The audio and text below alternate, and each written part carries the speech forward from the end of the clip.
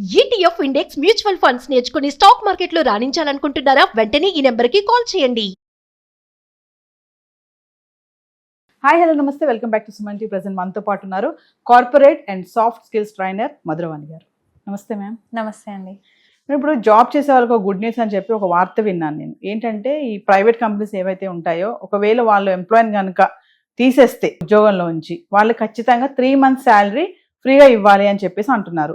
అది నిజంగా ఎంతవరకు కరెక్ట్ అంటారు? దీన్ని మనం రిటెన్చ్మెంట్ శాలరీ అంటాం. అంటే మన ఇండియన్ లేబర్ లా ప్రకారం ఏదైనా ఒక ఎంప్లాయీ 1 year వర్క్ చేస్తుంటే తను వెళ్ళిపోయే ముందు, అంటే ఇప్పుడు మీ కంపెనీ సిచ్యువేషన్ బాగాలేదు, లేకపోతే మీరు లే ఆఫ్ తీస్తున్నారు, ఇప్పుడు ఎంప్లాయీని తీసేస్తారు, తను 1 year వర్క్ చేస్తుంటే ఫర్ ఎగ్జాంపుల్ తన శాలరీ 50,000 అనుకుందాం. సో 15 days శాలరీ ఇవ్వాల్సి ఉంటుంది. అంటే 15 days అంటే 25,000 శాలరీ. సో కొన్ని కంపెనీస్ ఏం చేస్తారు, 3 months నోటీస్ పీరియడ్ ఉంటుంది, 3 months ముందే తీసేశారు అనుకోండి, ఆ 3 years కి 15 days శాలరీ కౌంట్ చేసి ఇవ్వాలి. ఓకే, అంటే ఇప్పుడు 50,000 శాలరీ ఉన్న అతనికి 3 years వర్క్ చేశారు అనుకోండి, సో 75,000 పే చేస్తారు వీళ్ళు. సో దీన్ని రిటెన్చ్మెంట్ శాలరీ అంటారు. అంటే నోటీస్ పీరియడ్ కి దీనికి లింక్ అంటున్నారా?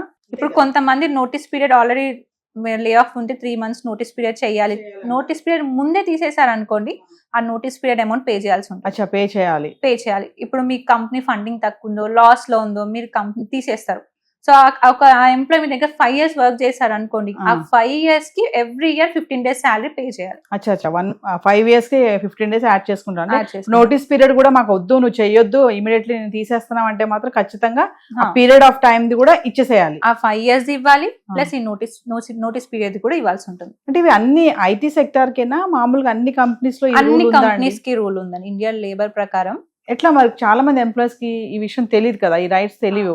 మామూలుగా రిజైన్ తీసేశారు అంటే వాళ్ళు ఆ టైంలో ఏంటంటే టెన్షన్ గా, బాధగా, చిరాగ్గా, నన్ను ఎందుకు తీసేశాడు, ఇప్పుడు ఇంకో ఉద్యోగం వెతుక్కోవాలి, ఆ టెన్షన్ లో ఉంటారు. కానీ నాకు ఇక్కడ రైట్స్ ఉన్నాయి, నాకు ఈ శాలరీ ఇది వస్తుంది అనే ఆలోచన ఎవరికి ఉండదు. అంటే ఒకసారి డీటెయిల్ గా మళ్ళీ మాట్లాడుకుంటే మనం, అంటే మీరు అన్నారు ఇందాక 15 days శాలరీయా, 1 month శాలరీయా? 15 days salary. Only 15 days salary. అంటే ఇయర్ కి మొత్తం చూసుకుంటే ఇప్పుడు పర్ మంత్ శాలరీ 50,000 ఉంది అనుకోండి, 15 days శాలరీ అంటే 25,000. సో ఇయర్ కి 25,000 చెప్పున. ఓకే, అంటే మనం ఈ లే ఆఫ్స్ చేసే క్రమంలో కొంతమందిని సీనియర్స్ ఎవరైతే ఉంటారో, అంటే వాళ్ళు ఏఐని ఇవన్నీ అప్డేట్ చేసుకోవట్లేదు కాబట్టి వీళ్ళని 1 year శాలరీ ఇచ్చేసి, అంటే రిజైన్ చేయండి అని చెప్పి మాటలు విన్నాం బాగా. ఇట్లాంటివి మీకు 1 year శాలరీ ఇచ్చేస్తాము, మీరు రిజైన్ చేసేయండి అంటారు. వీళ్ళకి ఏంటంటే బల్క్ గా అమౌంట్ వస్తుంది అని ఆలోచించుకుంటారు, రిజైన్ చేస్తారు. అంటే ఇలాంటివి విన్నాం. కానీ ఇప్పుడు ఇది మీరు చెప్పేది కొంచెం కొత్తగా అనిపిస్తుంది. ఈ 15 రోజుల శాలరీ అనేది ఇస్తారంటే ఎలా, మనకి కంపెనీతో ఇవి మనం మాట్లాడుకోవాలంటే ఈ రూల్స్ అన్ని ఎలా ఉంటాయి? కంపెనీస్ కి ఆల్రెడీ రూల్స్ ఉంటాయండి. మీరు కంపెనీస్ ఒకవేళ మీకు ఇవి ఇవ్వలేకపోదంటే మనకి లేబర్ కోర్ట్స్ కూడా ఉంటాయి. అక్కడికి వెళ్ళి మనం అప్రోచ్ అయ్యి ఇట్లాంటి ఒక లేబర్ లా ఉందండి, మాకు ఇది కావాలి అంటే వాళ్ళు మీకు హెల్ప్ చేస్తారు. ఇదే కాకుండా మీకు అన్యూజ్డ్ లీవ్స్ ఉంటాయి కదా, వాటి పేమెంట్ కూడా వస్తుంది. ఓకే, ఇంకొకటి మనకి గ్రాటిట్యూడ్ లీవ్స్ అని కూడా ఉంటాయి. అవును, గ్రాటిట్యూడ్ పే అంటే మీరు 5 years కంప్లీట్ చేసుకున్నారు అనుకోండి, చేసుకున్న తర్వాత వెళ్ళిపోతే మీకు దానికి కూడా 5 years కి తగ్గట్టు పేమెంట్ కూడా ఇస్తారు. గ్రాటిట్యూడ్ అంటే 5 సంవత్సరాల తర్వాత. 5 సంవత్సరాల తర్వాత అంటే 5 సంవత్సరాలు కంప్లీట్ కాకుండా ఒక వారం ముందే వెళ్ళిపోతే అది ఉండదు, రాదు. ఖచ్చితంగా 5 years అవ్వాల్సిందే. ఓకే, అంటే ఇవన్నీ కూడా మనకి లాస్ లో ఉంటాయి, labour law. Indian labour law లో మీరు సర్చ్ చేస్తే ఇవన్నీ అంటే ప్రతి కంపెనీ ఇవన్నీ అంటే ఉంటాయంటారా? రూల్స్ అన్ని అవలంబిస్తుంది అంటున్నారా? ఉంటాయండి, ఖచ్చితంగా కంపెనీలో ఉంటాయి. సో మనకు ఎంప్లాయ్ కూడా అడిగే రైట్స్ ఉంటాయి. ఇమీడియట్లీ కనుక ఎవరైనా ఎంప్లాయీని రిజైన్ చేయమంటే మాత్రం ఖచ్చితంగా మనకు 15 days శాలరీ అనేది అడగొచ్చు. అప్పటికి 1 year చేసి ఉండాలి అతను అక్కడ, మినిమం 1 year చేసి ఉండాలి. ఇంకా అప్కమింగ్ స్కిల్స్ అని అంటారు కదా, అది ఏంటి? అప్ స్కిల్ బోనస్ అంటే ఫర్ ఎగ్జాంపుల్ ఇప్పుడు ఏంటంటే ఇప్పుడు ఏఐ వస్తుంది. సో మన కంపెనీస్ ఏం చేస్తారు, ఎంప్లాయీస్ ని అప్గ్రేడ్ చేయాలి. సో దానికోసం అని కొన్ని కోర్సెస్ చెప్తారు వాళ్ళకి. ఆ కోర్స్ నేర్చుకుంటే ఆ సర్టిఫికేట్ వచ్చిన తర్వాత మీకు బోనస్ అనేది ఇస్తారు. సపోజ్ ఒక పైథాన్ ఎంప్లాయీ అనుకుందాం, పైథాన్ ఎంప్లాయీకి ఏఐ కోర్స్ నేర్చుకోమంటారు. మీరు ఏఐ కోర్స్ నేర్చుకుంటే మీకు 75,000 ఇస్తాం సర్టిఫికేషన్ కోసం అని. ఓకే, సో దాన్ని అప్ స్కిల్ బోనస్ అంటారు. అంటే జాబ్ చేస్తూ అదర్ గా మళ్ళీ మనం కోర్స్ నేర్చుకుంటుంటే శాలరీ కాకుండా ఆ కోర్స్ కూడా మీరు లైక్ స్టైఫండ్ అని చెప్పలేము, బోనస్ టైప్ ఇస్తా ఉంటారు. ఇంకా కొంతమంది ఇంటర్న్షిప్ చేస్తానికి వస్తా ఉంటారు, ఈ బీటెక్ చేసే స్టూడెంట్స్ ఉంటారు కదా, అలాంటి వాళ్ళకి కంపెనీస్ ఎలా ఇంటర్న్షిప్ ఎలా వాళ్ళు వచ్చి మిమ్మల్ని కనుక్కోవాలి, ఇక్కడ ఇంటర్న్షిప్ కావాలి అంటే చాలా మంది స్టూడెంట్స్ కి తెలియని విషయం ఇది. అవును.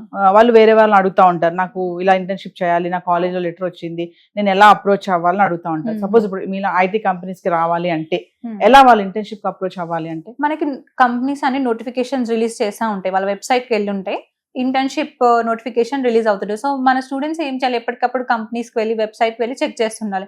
సో ఇంటర్న్షిప్ నోటిఫికేషన్ వచ్చినప్పుడు అప్లై చేస్తే వాళ్ళకి మెయిల్ వస్తుంది, లేకపోతే కాల్ వస్తుంది. ఇంటర్న్షిప్ లో వాళ్ళకి ఏమైనా పే చేస్తారా మరి స్టూడెంట్స్ కి? కొన్ని కంపెనీస్ బేసిక్ పే చేస్తాయి, కొన్ని కంపెనీస్ చెయ్యవు. అంటే they are like basic trainee level కాబట్టి కొన్ని కంపెనీస్ మినిమం 5,000, 8,000, కొన్ని 10,000, డిపెండ్స్ ఆన్ కంపెనీస్. ఓకే, ఎందుకు అసలు కాలేజ్ వాళ్ళు ఇంటర్న్షిప్ కి వెళ్ళాలి స్టూడెంట్స్ అని, ఇది ఎందుకు, ఈ ప్రాసెస్ ఎందుకు పెడతారు అంటే? అసలు ఇంటర్న్షిప్ అనేది మనకు ఒక ఎక్స్పీరియన్స్. మీరు కార్పొరేట్ వెళ్ళక ముందు ఒక చిన్న ట్రయల్ లాంటిది, కొన్ని ప్రాజెక్ట్ మీద వర్క్ చేస్తుంటారు. ఇప్పుడు మీరు రేపు ఏదైనా ఇంటర్వ్యూకి వెళ్ళినప్పుడు మీకు ఇంటర్న్షిప్ ఉంది అనుకుంటే అదొక మీకు ప్లస్ పాయింట్ అవుతుంది. ఓకే, మీ ఎక్స్పీరియన్స్ కోసం ఇది. అంటే ఖచ్చితంగా కాలేజ్ వాళ్ళు పంపిస్తారా ఇంటర్న్షిప్ కి? కాలేజ్ వాళ్ళు ఏం పంపించారంటే అది సెల్ఫ్ స్టూడెంట్స్, ఎప్పుడన్నా కంపెనీస్ మనకి నోటిఫికేషన్స్ వస్తాయి కదా ఇంటర్న్షిప్, అప్పుడు వాళ్ళు అప్లై చేసుకొని వెళ్ళొచ్చు. కానీ కంపెనీ వాళ్ళు ఖచ్చితంగా అడుగుతారు కదా, మరి కాలేజ్ నుంచి కూడా మాకు లెటర్ కావాలి అని అడుగుతారు కదా? కాలేజ్ నుంచి లెటర్ కావాలని ఏం అడుగుతారు, అంటే ఈ కాలేజ్ నుంచి అని వస్తారు, కానీ ఇంటర్న్షిప్ కి అట్లా ఏం ఉండదు. అచ్చా, అంటే పలానా కాలేజ్ నుంచి మీరు వస్తున్నట్టుగా మాకు లెటర్ కావాలని కంపెనీస్ ఏం అడగవా? సర్టిఫికేట్స్ ఉంటాయి కదా వాళ్ళవి. ఓకే, సర్టిఫికేట్స్ ఉంటాయి కదా, సర్టిఫికేట్స్ లో ఈ కాలేజ్ అని తెలిసిపోతుంది కదా. ఓవరాల్ ఒక విషయం చెప్పండి, రీట్రెచ్మెంట్ బోనస్ అన్నారు కదా, ఒక్కసారి దాని గురించి. రీట్రెచ్మెంట్ బోనస్ అంటే కంపెనీ లాస్ లో ఉండి లేకపోతే వాళ్ళ ఎంప్లాయీని భరించలేరు, వాళ్ళకి పేమెంట్స్ ఇవ్వలేనప్పుడు వాళ్ళు అడ్వాన్స్ పేమెంట్ ఇచ్చి ఎంప్లాయీని తీసేస్తుంటారు, లే ఆఫ్ చేస్తుంటారు. ఎస్, సో ఏదేమైనా ప్రతి ఎంప్లాయీ మాత్రం రైట్స్ తెలుసుకోవాలి. ఇమీడియట్లీ వాళ్ళు కనుక తీసేస్తే మనం అక్కడ 1 year చేసి ఉంటే మనకి ఏమైనా అమౌంట్ వస్తుందా లేదంటే ఆ టైంలో చాలా మంది టెన్షన్ గురయ్యి వాళ్ళని తిట్టుకొని వీళ్ళని తిట్టుకొని బయటకు రావడం సరిపోతుంది, కానీ ఇవన్నీ చూసుకోరు. లే ఆఫ్ అనగానే ఒక డిప్రెషన్ లోకి వెళ్ళిపోతారు. నెక్స్ట్ ఏంటి, అయ్యో అంటే ఎన్నో రెస్పాన్సిబిలిటీస్ ఉంటాయి, ఈఎంఐస్ ఉంటాయి, స్కూల్ ఫీజు ఉంటుంది, ఇవన్నీ ప్రెషర్ లో వాళ్ళకి ఏం చేయాలో తెలియదు. సో అలాంటప్పుడు మీరు కొంచెం కూల్ అయ్యి మన ఇండియన్ లేబర్ లాస్ ఏమున్నాయి అవి చూసుకొని మీరు 1 year కంప్లీట్ అయిన మాత్రం మీకు 15 days శాలరీ అయితే వస్తుంది ఖచ్చితంగా. Thank you. Thank you.